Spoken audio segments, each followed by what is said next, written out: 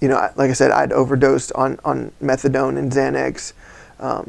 And I had tried so many times. I really wanted to be the good dad, the good husband. I really wanted to, you know, to be there for my kids and for them to scream daddy when I walk in the door. But most of the time, they had to be shielded. Like, my wife had to keep them from me so they wouldn't see how I was acting. Man, and that went on for so long. I remember I would steal my kids' toys or video games and stuff, and I would go pawn them off to get money to go buy whatever I needed. It was pain pills. It was anxiety pills. It was meth. It was whatever, coke, whatever I could get my hands on.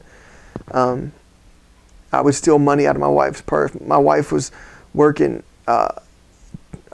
2 jobs, a full-time job, a part-time job, and going to school full-time, and taking care of the kids while all this is going on.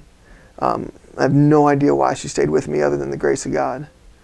My little sister invited me to a revival at North Cleveland Church of God. And I didn't go to the revival because I was seeking God or because I wanted to quit doing drugs. I went because I wanted my little sister to feel good about inviting someone to church and them going, you know. So I went, you know, to appease her. And I thought it was good. You know, it was a good revival. I brought one of my oldest daughter with me that first night. And then I decided I'm going back the second night. This was a full week of revival. Well, I went back the second night, and I took both my daughters.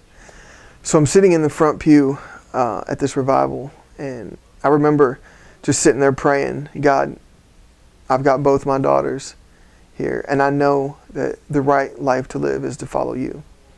So what you got to understand is at this point, I'd completely written myself off. I knew that I couldn't make it. I was going to be a drug addict. I was probably going to overdose and die, or be one of the guys, you know, I hate to put it like this, but one of the guys that you see at Walmart or on the side of the interstate with the sign. And I only say that because I would see the same guy with the sign. I would see him where I would buy morphine. So that's how I had associated my life. That's what I knew I was going to amount to. But anyway, I'm sitting there on the front pew and I'm praying, God, show my daughters how to follow you. Send someone in their life. Do whatever you have to do to show my girls how to follow you. At this time, I think they were 6 and 11. And I remember just praying for like 10 or 15 minutes, and I opened my eyes, and both my daughters are down at the altar, and they got their hands in the air worshiping God. I can't say that there was one specific moment that week where like I felt an electric jolt or anything, you know, really crazy happened. But all I know is that by the end of that week, something was different. Something on the inside of me was different. God had come in, and it can only be attributed to God.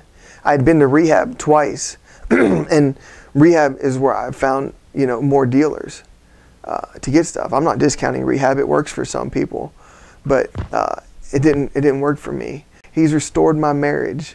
You know, my wife and I are stronger than ever. He's restored, you know, my relationship with my girls.